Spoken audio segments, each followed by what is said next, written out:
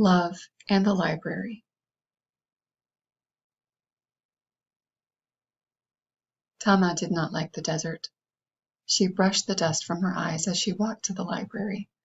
The barbed wire fences and guard towers cast long shadows over her path. She always did her best not to look at the guards. Tama had taken the job in the library because she liked books. She didn't know how to be a librarian, but that didn't matter. In the camps, people did the jobs that needed doing, and that was that. "Good morning, Tama," a voice boomed. It was George. Like every other day, George was waiting at the door for Tama with a stack of books he'd checked out only the day before. "Good morning, George," Tama replied. He waited for her to unlock the library, and then he followed her inside. Tama and George had been in Minidoka for a year already. She should have graduated college the previous summer, but instead, Tama was here. All the Japanese Americans from the West Coast were in prison camps like Minidoka. Elderly people, children, babies. It didn't matter who you were, just what you were. And being Japanese American then was treated like a crime. And though each camp was different, they were all the same, uncomfortable and unjust.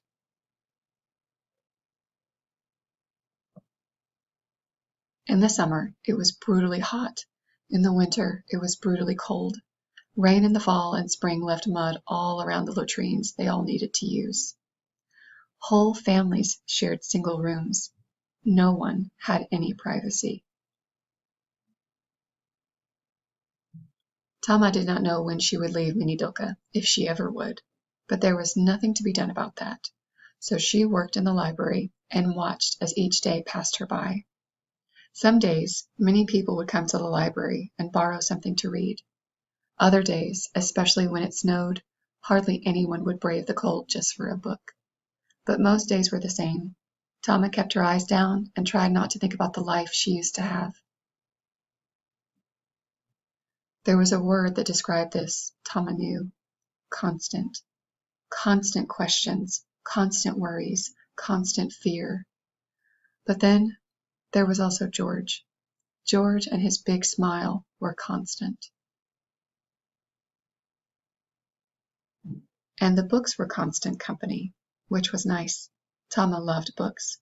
Caught in their pages were worlds bursting with color and light, love and fairness. Pressed between their covers were words that planted seeds in the garden of Tama's mind. How magical that even in Minidoka, such a small little library could fit so much inside 4 walls.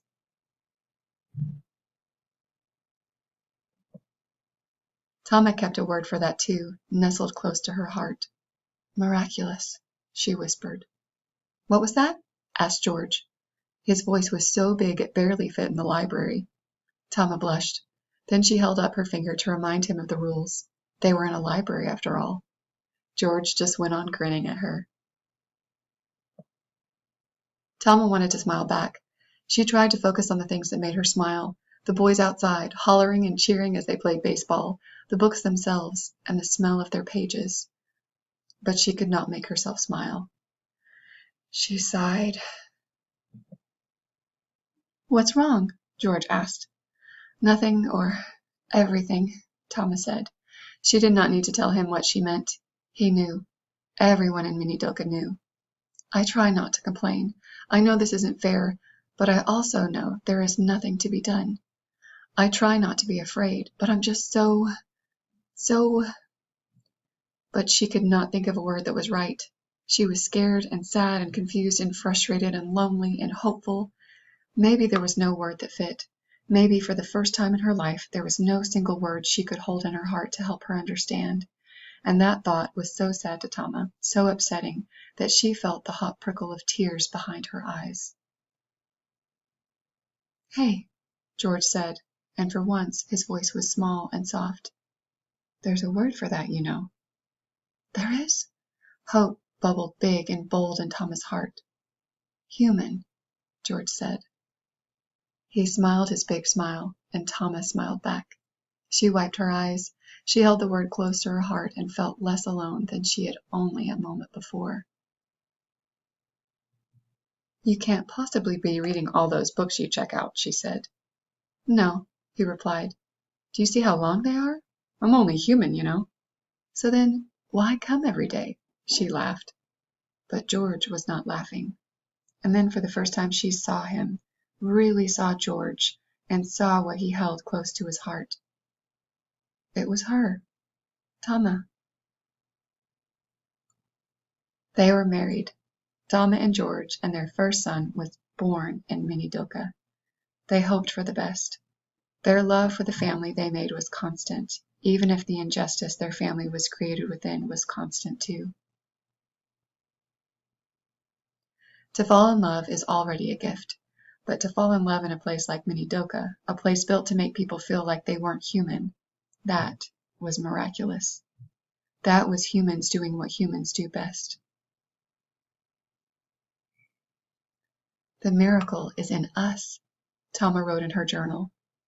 As long as we believe in change, in beauty, in hope, that miracle is hard to find sometimes, but it is in all of us. This is a true story, mostly. George and Tama are my maternal grandparents. They had 5 children, including my mother. They truly did meet in Minidoka, a Japanese incarceration camp in Idaho. Tama was the camp librarian. Their first son, Floyd, was born there, but the dialogue is imagined, save for one line. The miracle is in all of us. Those are Tama's exact words, taken from her journal. After the nation of Japan attacked Pearl Harbor in 1941, Franklin D. Roosevelt signed Executive Order 9066, which caused citizens of Japan ancestry on the West Coast to be relocated. This was tidy language used to obfuscate the truth that American citizens were to be wrongfully imprisoned for the crime of being Japanese. The 120,000 Japanese Americans who were incarcerated lost their jobs, their homes, their educations, and their possessions. They had to go on short notice to relocation centers and then incarceration camps with only what they could carry. Family heirlooms, cherished belongings, pets, so much was left behind by necessity. They might need food, tools, clothes. They didn't know. They weren't told. And so they left their lives behind. Robbed of their rights and their dignity, the Americans who found themselves in squalor and destitution made the best of their lives they could in the camps. And that, to me, is the great wonder of this story, that even under these circumstances, that terrible injustice, Tama and George found love. That is not to say that it was worth it. The improbable joy does not excuse the virulent racism, nor does it minimize the pain, the trauma, and the deaths that resulted from it. But it is too situated into the deeply American tradition of racism. As much as I would hope that this would be a story of the distant past, it is not. It is very much the story of America here and now. The racism that put my grandparents into Minidoka is the same hate that keeps children in cages on our border. It is the myth of white supremacy that brought slavery to our past and allows the police to murder Black people in our present. It is the same fear that brings Muslim bans. It is the same contempt that creates voter suppression, medical apartheid, and food deserts. The same cruelty that carved reservations out of stolen, sovereign land that paved the trail of tears. Hate is not a virus. It is an American tradition. And yet so many of us find improbable joy. Our capacious hearts find the love that our nation has denied us, just as Tama and George did, in the face of all that hate.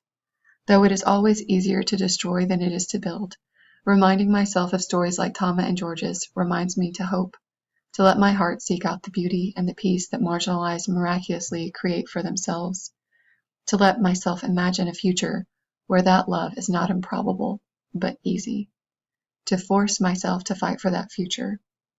Because if we can fall in love, if we can find our joy, if we can find that miracle despite all of these truths, what else can we do?